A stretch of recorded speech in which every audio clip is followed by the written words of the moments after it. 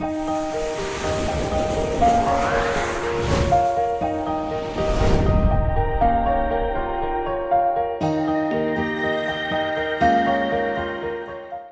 खुद में बहुत से रहस्यों को समेटे हुए है। प्राय उसके मोटे रहस्य आसानी से पकड़ में आ जाते हैं, पर सूक्ष्म रहस्यों को समझने के लिए कठिन परिश्रम करना पड़ता है। जब भी इंसान को लगने लगता है कि उसने इस दुनिया के बारे में बहुत कुछ जान लिया है, तभी प्रकृति ऐसी घटनाओं को लाकर इंसान के सामने पटक देती है कि इंसान को समझ आ जाता है कि अभी जो भी उसने जाना है उससे कई गुना रहस्य अब भी उसके लिए अज्ञात है।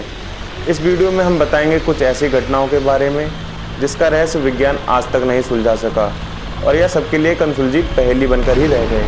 नमस्कार दोस्तों, आपका स्वागत है आपके अपने YouTube चैनल मिस्ट्रीज ट्यूब पर। यहाँ हम आपके लिए लाते रहते हैं रहस्यमय कहानियाँ और रोचक जानकारियाँ।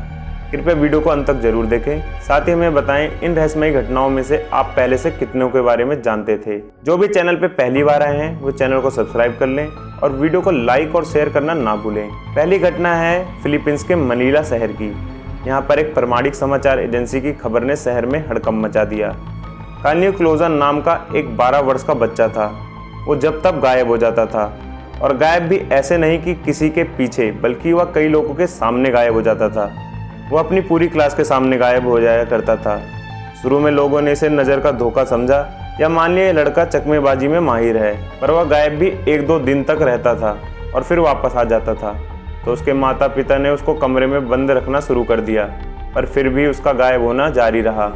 लड़के से पूछताछ करने पर उसने बताया कि उसके ही उम्र की एक परी जैसी लड़की आती है और उसके आते ही मैं रुई जैसा हल्का हो जाता हूँ और उड़ने लगता हूँ और उसी के साथ खेलता हूँ। पुलिस ने इस मामले की बहुत छानबीन की। उस लड़के के ऊपर पहरा भी बिठाया, पर उसका गायब होना नहीं रुका। फिर उसके माता पिता ने किसी पादरी को बुलाकर मंत्र उच्चारण करवाया, तब जाके उसका गायब होना रुका। यह मामला आज तक पूरी तरह रहस्य बना हुआ है। इसी तरह की एक और घटना है टेनेसी शहर की। एक किसान डेविड लैंग के अचानक गायब हो जाने से समाचारों ने दूर दूर तक आतंक पैदा कर दिया था और पूरे राज्य के निवासियों को हैरत में डाल दिया था। हुआ कुछ यूं कि डेविड लैंग किसी काम से बाहर निकला था और घर वालों से बोल के निकला था कि 1-1.5 घंटे में वापस आता हूँ। वह रास्ते में अपने जान पहचान के 3 लोगों से मिला और बात करने लगा, और बात करते करते अचानक उन 3 लोगों के सामने गायब हो गया और फिर वह कभी घर नहीं लौटा। पुलिस ने बहुत खोजबीन की, पर उसका कुछ पता नहीं चला।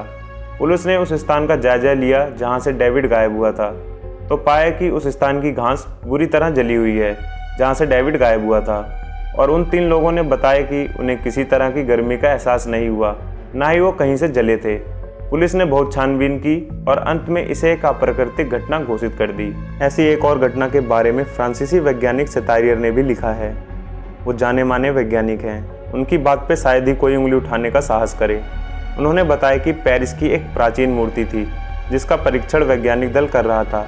देखते ही देखते वह मूर्ति गायब हो गई और उसके स्थान पर एक बड़ी सी मूर्ति आकर विराजमान हो गई।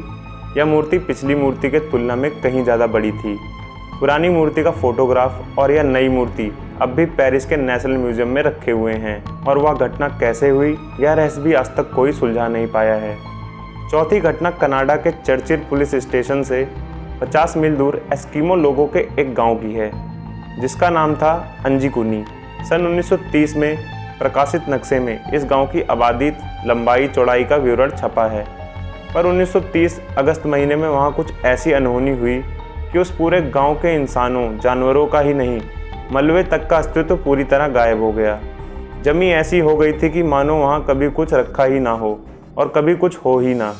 और सबसे आश्चर्य की बात यह है कि वहाँ के कब्रिस्तान की कब्र में किसी भी मुर्दे के अवशेष नहीं पाए गए। ऐसा लगता था जैसे कोई उन्हें उखाड़ कर ले गया हो। पूरे प्रदेश में छानबीन हुई पर कोई निशान नहीं मिला, ना कोई कारण, और यह घटना हमेशा के लिए रहस्य बनकर रह गई।